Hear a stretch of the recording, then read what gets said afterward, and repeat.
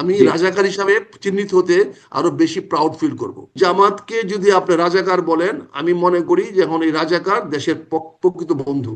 আমি সেই রাজাকার হতে কোনো আপত্তি নাই। আমি সেই জেনে শুনে বিষ করেছি পান। বিএনপিকে আমরা প্রচুর চেষ্টা করেছি, আমি আমার জীবন হুম দিয়ে চেষ্টা করেছি হুম বিএনপিকে, তাকে, তার দেশমাতা খালেদা জিয়ার পরে তো আর আমি বিএনপি করতে পারবো না, কারণ তারেক রহমানের নেতৃত্বে বিএনপি করার মতো এত দেউলিয়া আমরা হয়ে যায়নি। 2024-এ স্বতন্ত্র নির্বাচন করলেন, 7 জানুয়ারি নির্বাচন। তার আগে আপনার ক্যাম্পেইনের সময় 2023-এর ডিসেম্বরে আপনি স্পষ্টত বলেছেন জামাত ইসলাম একটি সন্ত্রাসী দল, রক কাটার দল। তাহলে 1 বছর আগে আপনার এই মন্তব্য ছিল, আর 1 বছর পরে এসে আপনার এই বোধোদয় হলো। 2023 সনে নির্বাচনে পটভূমিকায় তারা নির্বাচন বয়কট করার জন্য বিএনপি জামাত সহ সবাই সন্ত্রাসী কাজ চালিয়েছে। আমি আমার দলের প্রতি আনুগত্য দেখে দলের নামটি বলি নাই। আমন্ত্রণ জানাচ্ছি প্রিয় দর্শক, মানচিত্র নিয়মিত আয়োজন কথোপকথনে। আমাদের সঙ্গে আজকে যুক্ত রয়েছেন খুব সঙ্গত কারণেই মুক্তিযোদ্ধা, সাবেক সেনা কর্মকর্তা এবং বিএনপি দলীয় সাবেক 2 বারের সংসদ সদস্য মেজর অবসরপ্রাপ্ত আখতারুজ্জামান। আহ আপনারা নিশ্চয়ই এর মধ্যে জেনেছেন যে তিনি জামাত ইসলামীতে যোগ দিয়েছেন। কেন তিনি জামাত ইসলামে যোগ দিলেন, কারণটি কি, সেই বিষয়গুলো জানতে চাইবো। এবং সরাসরি আখতারুজ্জামান, আপনার কাছে আমার প্রশ্ন। মুক্তিযোদ্ধার কথা বলা হচ্ছে বা আমি মুক্তিযোদ্ধা, এখানে আমি এমন কোনো দলের সঙ্গে যোগদান করি নাই যারা মুক্তিযুদ্ধে বিশ্বাস করে না। আমি এখানে জামাতের গঠনতন্ত্রের ভূমিকাটা আমি একটু পড়ে শোনাতে চাই। এটা তারা পাবলিশ করেছে এবং সেটা তারা গ্রহণ করেছে, অ্যাডাপ্ট করেছে।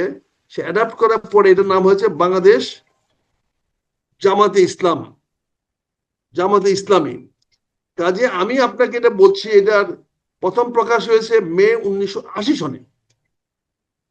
মে 1980 সনে তারা বাংলাদেশের মুক্তিযুদ্ধকে স্বীকার করে এই দলটি আত্মপ্রকাশ করেছে এবং সেখানে তারা পরিষ্কার বলেছে যে তারা মুক্তিযুদ্ধের মুক্তিযোদ্ধাদের বীরত্বপূর্ণ সংগ্রামের মধ্যে দিয়ে বাংলাদেশ বিশ্বের মানচিত্রে স্বাধীন সার্বভৌম জাতি রাষ্ট্রের মর্যাদা লাভ করে আছে। জি তার মানে জি আমি এখানে আমি মুক্তির সঙ্গে হ্যাঁ, এই বাংলাদেশ জামাত ইসলামের কোনো সংঘাত নাই, কোনো সংঘর্ষ নাই। সংঘাত কাজে নাই, পরবর্তী গঠনতন্ত্রে তারা যে ক্লজগুলো যুক্ত করেছে সেই জায়গা থেকে হয়তো সংঘাত নেই মেজর আখতারুজ্জামান।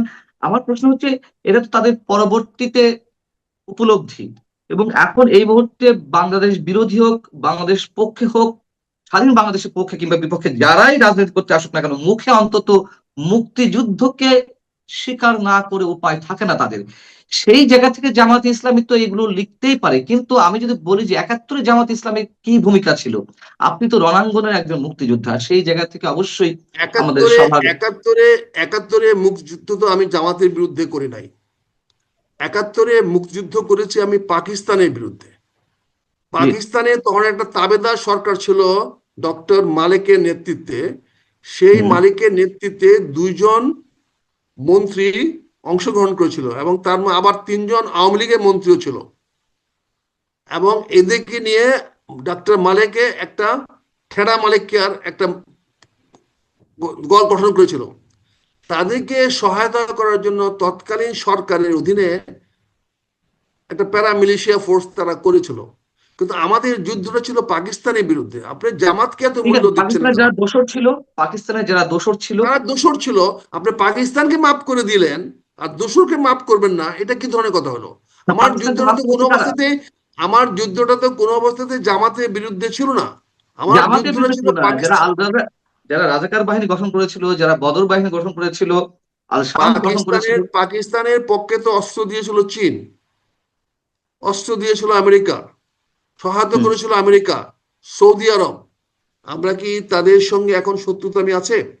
তাদের কি ঠিক আছে, বৈরী আমরা? কাজে আমি ওইগুলো জামাতকে আপনি কেন, আমার রাজনৈতিক প্রতিপক্ষ হিসেবে জামাতকে কেন আমি কন্ডেম করব? জামাত তো বাংলাদেশের স্বাধীনতা সার্বভৌমত্ব মুক্তিযুদ্ধ মেনে নিয়েছে। তাই আজকে হুম, হুম, হুম, 2025 সনে এসে আমি যখন জি দেখলাম আমাকে নতুন করে রাজনৈতিক মেরুকরণ করতে হবে, আমি যে হুম হুম দলটি করতাম সেই দলটি আজকে 2.5 বছর ধরে আমাকে বহিষ্কার করে রেখেছে। তাদের বিরুদ্ধে আমার কোনো অভিযোগ নাই, জি কিন্তু তারা আমাকে ন্যূনতম, আমরা সেই দলটি করার সুযোগ পাচ্ছি না। তা আজকে আমি কোথায় যাব? আজকে এখন আমাকে মুক্তিযুদ্ধকে যারা মানে তাদের কাছে যেতে হবে। আমি খুঁজে দেখলাম যে জামাত ইসলাম মুক্তিযুদ্ধকে মানে এবং মুক্তিযুদ্ধকে স্বীকার করে। আজকের যে প্রজন্ম, যে এই প্রজন্মের জন্ম হয়েছে, যেমন ডক্টর শামসুর রহমান, যার যার বয়স এখন 69 বছর বয়স, অর্থাৎ মুক্তিযুদ্ধের সময় যার বয়স ছিল 14 বছর, যুদ্ধপরাধী নয়।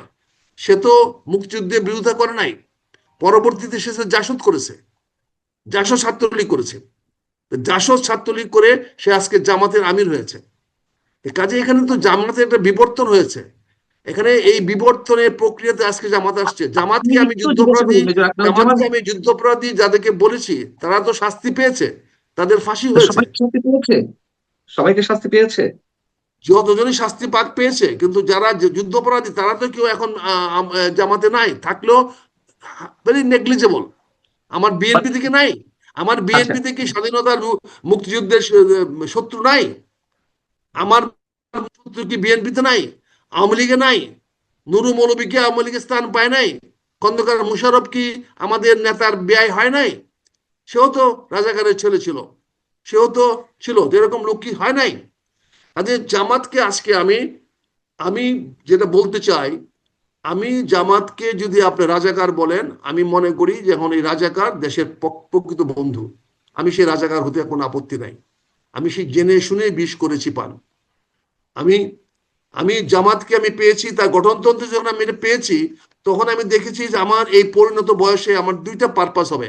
একটা হবে আমি ইসলামিক দলের জন্য আমি কাজ করতে পারবো, বাংলাদেশে ইসলামিক শাসন ব্যবস্থা, ইসলামিক প্রচলন, ইসলামিক রীতিনীতি, মডার্ন ইসলাম, এটা প্রতিষ্ঠা করার জন্য আমি কাজ করতে পারবো। দ্বিতীয়ত, আমি মুক্তিযুদ্ধের পক্ষের একটি শক্তির সঙ্গে থাকতে পারবো। বর্তমান বাংলাদেশ জামাত ইসলাম কোনো অবস্থাতেই মুক্তিযুদ্ধ বিরোধী রাজনৈতিক দল না, কারণ তাদের না আদর্শে একসময় তো ছিল, আমরা যেটা পেয়েছি। মুক্তিযুদ্ধের সময় বিরোধিতা করেছে, এটা তো আপনি স্বীকার করেন। না না, সেটা তো আমাদের, শুনেন, আওয়ামী লীগও তো মুসলিম লীগ ছিল। তা আওয়ামী লীগ তো মুসলিম লীগ করেছিল, দরকার লেগে পাকিস্তান করেছিল। সে আওয়ামী লীগ ছিল, তো কিন্তু মুক্তিযুদ্ধের সময় তো আওয়ামী লীগ ন্যাপ নেতৃত্ব করেছিল, দিয়েছে। সেখান ছিল। থেকে বেরিয়ে আসছে। না, হ্যাঁ, সে তো দিয়েছে, কিন্তু সে বেরিয়ে আসছে, কিন্তু জি, পাকিস্তান তো সে ভেঙেছে। পাকিস্তান তো সে হ্যাঁ। ভেঙেছে, কাজে পাকিস্তানের মুসলিম লীগেরা বলতে পারে তাদের। কাজে আমি এই বিতর্কে যাব না, এই বিতর্ক তো জেনে শুনে আমি গিয়েছি। এখানে আপনি আচ্ছা, ব্র্যান্ডিং করবেন, জেনে শুনে, আপনি জেনে ব্র্যান্ডিং। শুনে আপনি জীবনের শেষ বেলাতে, আপনার পরিণত বয়সে কেন জামাতকেই বেছে নিতে হলো? অন্য কোনো দল ছিল না? আমি এখানে যতগুলো দল ছিল, তার হ্যাঁ, মধ্যে জাতীয় পার্টি হলো চোরের দল, আওয়ামী লীগ হলো ভাগুরা দল। এরপর সেই দলগুলোর মধ্যে বলেন আপনি কে আছে যাকে নিয়ে আমরা কথা বলতে পারি। এবং সেখানে যখন জামাতের গঠনতন্ত্র দেখলাম যে তারা মুক্তিযুদ্ধকে স্বীকার করে, না, যারা, মুখে তো অনেকেই স্বীকার করে, মুখে তো অনেকেই স্বীকার করে। তাহলে এবং মুখে এই কেন, তাদের জামাতের, তো, তারা তো লিখিত স্বীকার করেছে, তারা তো এই এই লিখিত জামাত স্বীকার ইসলাম করেছে। তাদের গঠনতন্ত্রের মধ্যে তো লিখিত আছে, লিখিত, কমিটমেন্ট। ঠিক আছে, একটা পার্টির কিন্তু প্রকাশ্যে গঠনতন্ত্রের উপরে তো কোনো কথা নাই। কাজে আমরা তারা তো প্রকাশ্যে এটা আছে। তারা তো এখন আর একাত্তরের পক্ষে তারা সাফাই গাচ্ছে না, একাত্তরের পক্ষে তো তারা কথা বলছে না। তারা তো এখন পরিষ্কার বলছে যে যে আমরা বাংলাদেশের জনগণ ও মুক্তিযুদ্ধে বীরত্বপূর্ণ সংগ্রামের মধ্যে দিয়ে যে বাংলাদেশ জাতি রাষ্ট্র গঠিত হয়েছে, আমরা সেই রাষ্ট্রের প্রতি মৌলিক বিশ্বাস চেতনা, শোষণ মুক্ত, ন্যায় ও ইনসাফ ভিত্তিক সমাজ গঠনের মহান উদ্দেশ্যে বাংলাদেশ জামাত ইসলামীর এই গঠনতন্ত্র প্রণীত প্রভাবিত হলো। তারা তো এখানে বলে নাই পাকিস্তানকে প্রবর্তন করব, তারা তো এখানে তা তো বলে বলার কোনো নাই স্কোপ যে নেই, আমি। তা তো বলার কোনো স্কোপ নেই, কিন্তু আমরা দেখছি যে তারপরেও কেউ কেউ বলছে, জামাতের আদর্শে অনুসারী জামাতের নেতা অনেকে যারা, দাবি করেন। কাজী ইব্রাহিম গত 3-4 দিন আগেই যে বক্তব্যটি দিলেন, যে একাত্তরের প্রজন্ম ঘৃণিত প্রজন্ম, একাত্তরে বাংলাদেশ স্বাধীন হয়নি, বাংলাদেশ স্বাধীন হয়েছে হয়েছে 47-এ। এই যে নিজেদের অজান্তেই অথবা কখনো কখনো বুক ফুলিয়ে এই কথাগুলো পান্না বলছে, ভাই, তাহলে কি আমরা ধরে পান্না নেব যে ভাই, জামাত ইসলামী সঠিক পথে আছে? না না না না, আমি এটা পরিষ্কার করেছি আজকে, জামাতের বক্তব্যটা এই গঠনতন্ত্র অনুযায়ী দেখতে হবে। ব্যক্তিগত পর্যায়ে কে কি বলে এটাকে আপনি মূল্যায়ন করবেন না, গঠনতন্ত্রে আপনি গঠনতন্ত্র যাবে। গঠনতন্ত্রে নির্ভর আমি করবেন তো আপনি আমি তো বিজ্ঞ দেখেছি রাজনীতিবিদ। শেখ হাসিনার মতো একজন বিজ্ঞ প্রধানমন্ত্রী, আমার নেতা, প্রয়াত নেতা, স্বাধীনতার ঘোষক জিয়াউর রহমানকে রাজাকার বলেছে। তাই বলে কি এটা ওনাকে তাদের রাজাকার বিষয়। মেনে এখন নিতে হবে? কথা হচ্ছে আপনার তো সঙ্গে আমাদের, বলেছে। সেটা তাদের হ্যাঁ, কিন্তু বিষয়। কিন্তু আজকের আজকের এই জামাত ইসলামের যে আমি যে গঠনতন্ত্র দেখেছি, সেখানে তারা কোনো মৌলিক, তারা যেহেতু এই সকল মৌলিক বিশ্ব চেতনার ভিত্তিতে হুম, মৌলিক বিশ্বাস, অর্থাৎ বাংলাদেশের প্রতি, মুক্তিযোদ্ধাদের বীরত্বপূর্ণ সংগ্রামের প্রতি তাদের মৌলিক বিশ্বাস, এখানে কিন্তু তারা সেটাকে কোথাও কাটছাট করে নাই। কাজে আমি এই মেজর দলটাকে আখতারুজ্জামান। চুজ করেছি, এই দলটাকে আমি চুজ করেছি। আমি এখন থেকে মুক্তিযুদ্ধের চেয়ে আমি আরো বেশি প্রাউড ফিল করব টু বি রাজাকার। কারণ আমার জিয়া রহমান যেহেতু রাজাকার হয়েছে, আমি জি। রাজাকার হিসাবে চিহ্নিত হতে আরো বেশি প্রাউড ফিল করব। আহ, না, সেটা আপনি করতেই পারেন, আপনার চেতনা, আপনার বিশ্বাস, সেটি একান্তই আপনার, তাই না না? না, সেটা তো আমার আমরা। জিয়া রহমান যেখানে রাজাকার হয়েছে, আমার জিয়া জি। রহমানকে যেখানে রাজাকার বলেছেন, স্বাধীনতার ঘোষককে যেখানে রাজাকার বলা হয়েছে, হ্যাঁ, হ্যাঁ। সেখানে যদি আপনি মনে করেন যে আমি জামাত ইসলামে অংশগ্রহণ করার জন্য আমিও রাজাকার হয়ে গেছি, আমার তো হুম, কিছু হুম। বলার নাই, আমাকে সেটা না, মেনে নিতে এটা হবে। হতেই পারে, কিন্তু আমাদের কিছু কিন্তু প্রশ্ন আছে, আমি সেই মনে প্রশ্নের করি, জায়গাতে। হুম। আমি এই মুহূর্তে মনে করি পান্না ভাই, আপনি রিয়েলিস্টিক কথা বলতে হবে, বস্তুনিষ্ঠ কথা বলতে হবে এবং বাস্তবতার সঙ্গে আলোকে বলতে হবে। আমি আমি সে বাস্তবতা গঠনতন্ত্র আলোকেই পড়ে, বলছি। আমি আমি প্রশ্নটা করি আপনাকে। গঠনতন্ত্রে আলোকে হ্যাঁ। দেখছি জামাত জি। দলগতভাবে, জি। আদর্শগতভাবে মুক্তিযুদ্ধ বাংলাদেশ এবং স্বাধীনতা মুক্তিযুদ্ধোত্তর বাংলাদেশের সঙ্গে তাদের কোনো সংঘাত নাই। এখানে তাদের অবস্থান সংবাদ মৌলিক নাই, আমরা অবস্থান, কি অর্থাৎ পুস্তকের একাত্তরে মধ্যে? যা ছিল মৌলিক অবস্থান, একাত্তরে মুক্তিযুদ্ধে যা ছিল সেখানে তাদের অবস্থান অত্যন্ত পরিষ্কার। ওকে, ফাইন, যদি সেটি সত্যই হতো আমরাও ওয়েলকাম জানাতাম, কিন্তু আমরা কি সবকিছু পুস্তকের ওয়েলকাম জানান, মধ্যেই? সত্য আসেন বলেন, আসেন কথা বলি, না, সেমিনার সেটাই করি, সেটাই এই জন্য সিম্পোজিয়াম তো করি। আলোচনা। আজ আমরা, থেকে তো আমার প্রশ্ন আজ হচ্ছে যে থেকে আমরা কি তো আজ থেকে তো আমি জামাতের বক্তব্য আপনাদের কাছে নিয়ে আসার দায়িত্ব নিলাম। ওকে, ফাইন, মুক্তিযুদ্ধের ঠিক আছে, আপনি পক্ষে, দিবেন, আমরা শুনবো। মুক্তিযুদ্ধের পক্ষে কিন্তু কিন্তু শক্তির আমাদের কাছে কিছু আমি প্রশ্ন আছে। আমি দাঁড়ে দাঁড়ে আমরা আসবো। কি আমরা কি শুধুমাত্র পুস্তকের মধ্যে সীমাবদ্ধ থাকবো, নাকি আপনি বারবার বাস্তবতা বলছেন, বাস্তবতার দিকে তাকাবো? 100 ভাগ বাস্তববাদী তাকাবো। সেখানে যদি আপনি কোনো অমিল পান, গরমিল পান, দলগত কোনো সিদ্ধান্তে যদি আপনি এর কোনো ব্যত্যয় ঘটেন, হুম। আমি আপনার হয়ে কথা দিচ্ছি আমরা আপনাকে, কিন্তু আমরা আমি কিন্তু সেটা জামাতের নিয়ে কথা বলবো। আমরা কিন্তু জামাতের কোনো ধরনের প্রতিক্রিয়া পায়নি যখন এইসব কথাবার্তা বলা হচ্ছে, একাত্তরকে ইঙ্গিত করে নোংরা ভাষায় আক্রমণ করা হচ্ছে। জামাতের পক্ষ থেকে আমরা কোনো ধরনের প্রতিক্রিয়া পাইনি। অতএব আমি কিভাবে ধরে নেবো তারা গণতন্ত্র যা বলছে, তাদের একটি চিন্তা চেতনায়, মননে, একটি প্রাণে বিশ্বাস করে সেগুলো? একটি বৃহত্তর রাজনৈতিক দলের গঠনতন্ত্রের কাঠামোর বাইরে পক্ষের শক্তি দাবি করে অনেকেই অনেক অতি উচ্ছ্বাস, আতিশয্যময় বক্তব্য দিতে পারে। সেই বক্তব্যগুলো যদি আপনারা ক্লিয়ারিফিকেশন চান, আমি যেহেতু আজ ওকে। থেকে জামাতে যোগদান করেছি, আমি আপনার কাছে সেই ক্লিয়ারিফিকেশন নিয়ে আসব, সেই কথা আপনি যাও। দিতে পারি। না, ঠিক আমি আছে, আপনি শুধু আমি আমির পুস্তকের কথা সাহেবের সঙ্গে বলছেন। কথা বলেছি। আমির সাহেব আমাকে অভয় দিয়েছেন যে আপনি যা কিছু প্রশ্ন করতে চান হুম, হুম। অকপটে আমাকে প্রশ্ন করবেন, আমি অবশ্যই জবাব দিব। আমিও ওকে, বলেছি, ফাইন। আমি যদি কোনো আপনি ব্যত্যয় দেখি আপনার গঠনতন্ত্রের বাইরে কোথাও গিয়েছেন, আমি কিন্তু আমার কণ্ঠস্বর আপনি বন্ধ করবেন না। তিনি বলছেন হুম, হুম। আপনার কণ্ঠস্বর বন্ধ করা হবে না। জি। ঠিক আছে। আমি বুঝতে পারছি আপনি শুধু পুস্তকের মধ্যেই থাকতে চাচ্ছেন, এবং যেগুলো মৌখিক বাণী তার মধ্যে সীমাবদ্ধ থাকতে চাচ্ছেন, এটা আমার কাছে মনে হচ্ছে আর না, কি। থাকতে চাচ্ছে আপনার না। আপনার কাছে। আমি একজন, ফ্রম টুডে অনওয়ার্ডস, আজ হুম, থেকে আমি জামাতের পক্ষে দায় দায়িত্ব নিয়ে বলছি, যদি জামাতের ঘোষিত ন্যায় নীতির বাইরে কোনো কিছু হুম। দেখেন, আপনি আমাকে প্রশ্ন করবেন, আমি সেই উত্তর যথাযথ আমি তো কর্তৃপক্ষের বললাম কাছ আমি থেকে তো গ্রহণ বললাম করে সেই আমি প্রশ্নটা আমি আপনাকে বলবো। কাজী ইব্রাহিম যা করেছে এখন সবচেয়ে বড় আলোচিত বিষয়, যেটি সেটি আমি আপনাকে কাজী বললাম। কাজী ইব্রাহিম যে কথাটা বলেছে সেটা হলো গতকালকের কথা, আগের না, কথা।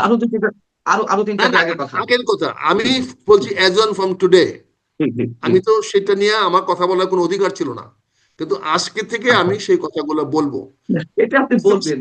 ঠিক আছে, বুঝতে পারছি।